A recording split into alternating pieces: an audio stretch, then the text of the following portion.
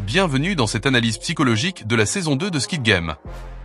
Cette série explore les profondeurs de l'âme humaine lorsqu'elle est confrontée à des situations extrêmes. Aujourd'hui, nous allons examiner 3 grands thèmes. Les comportements des joueurs face au stress, les mécanismes de manipulation utilisés par les organisateurs et les réactions lors des votes cruciaux.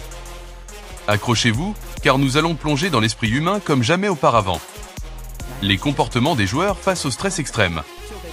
Premièrement, l'instinct de survie. Des scènes de Squid Game montrent un ou des joueurs trahissant son partenaire en le poussant d'une chambre, le condamnant ainsi à la mort pour survivre à un défi. Ce geste impulsif illustre parfaitement l'instinct de survie décrit par Darwin.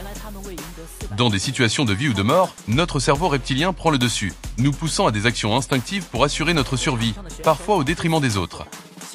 Deuxièmement, la collaboration vs la compétition.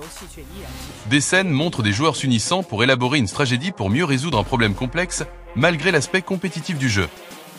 Ainsi, malgré la compétition qui règne dans le jeu, ces alliances démontrent que l'humain est naturellement porté à chercher des connexions sociales, même sous pression. C'est un mécanisme évolutif qui augmente nos chances de survie en groupe. Troisièmement, le dilemme moral. On voit aussi dans la série certains joueurs hésitent à trahir des amis proches, même si cela pourrait le sauver.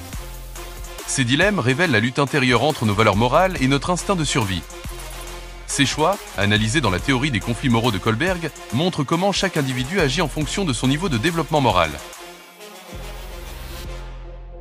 Les mécanismes de manipulation dans le jeu. Dans cette partie, nous analyserons 3 grands mécanismes. 1. Le conditionnement opérant. Les